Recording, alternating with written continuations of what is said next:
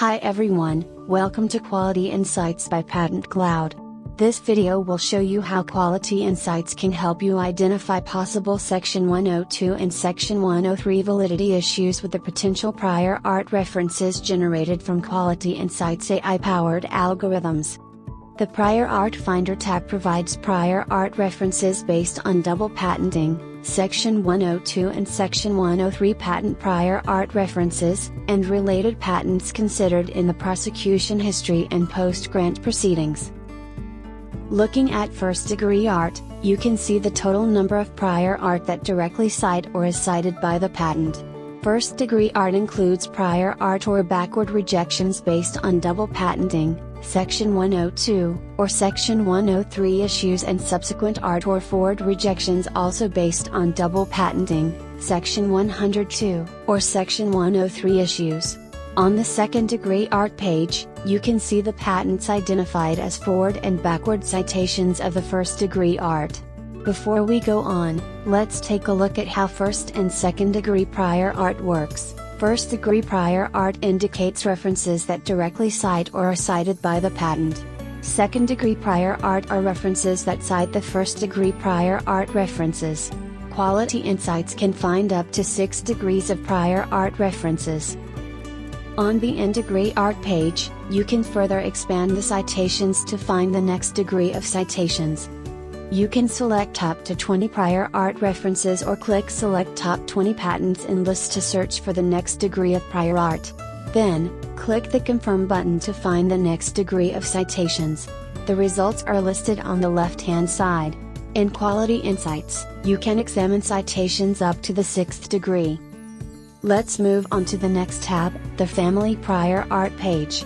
This page allows you to find patent family information such as the patent numbers, titles, legal status, application date, publication dates, and any related post-grant proceeding cases of family members. Click on the number in the backward citation patent box to see all the prior art references of the whole patent family. On the backward citation page, you can find prior art and the family citations of the patent at issue. If the prior art reference was considered as 35 U.S.C. Section 102 or 103 prior art, it would be marked with 102 or 103. To quickly search for more family prior art, you can enter any text in the search box. In addition to the list view, you can also use the grid or gallery view. Moving on to the next tab, Semantic Prior Art provides as many as 300 United States, Europe, Japan, China, Korea, and WIPO patents with the highest semantic similarity to the full text to the first claim and abstract of the patent at issue. We rank the most relevant US, EP, JP, KR, CN and WO potential prior art references based on the semantic similarity with a patent's first claim and abstract. You can change the scope by selecting a claim's text or entering the desired text or keywords. Click Add Text from Claims, and after choosing a text in the claim, click Add.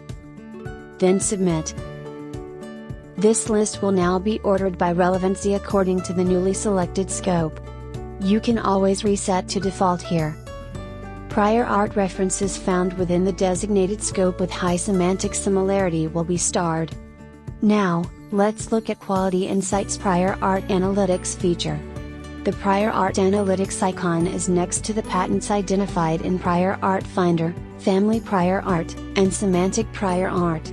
Clicking on the Prior Art Analytics icon will open a new browser tab or window with a summary table that shows how much the claim terms were explained by the examiners with their prior art references during the prosecution history and post-grant proceedings.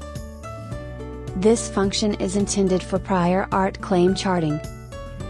It compares the patent's claims with the prior art references by using a percentage to reflect the disclosure rate of claim terms. After choosing a claim or claims, click Confirm.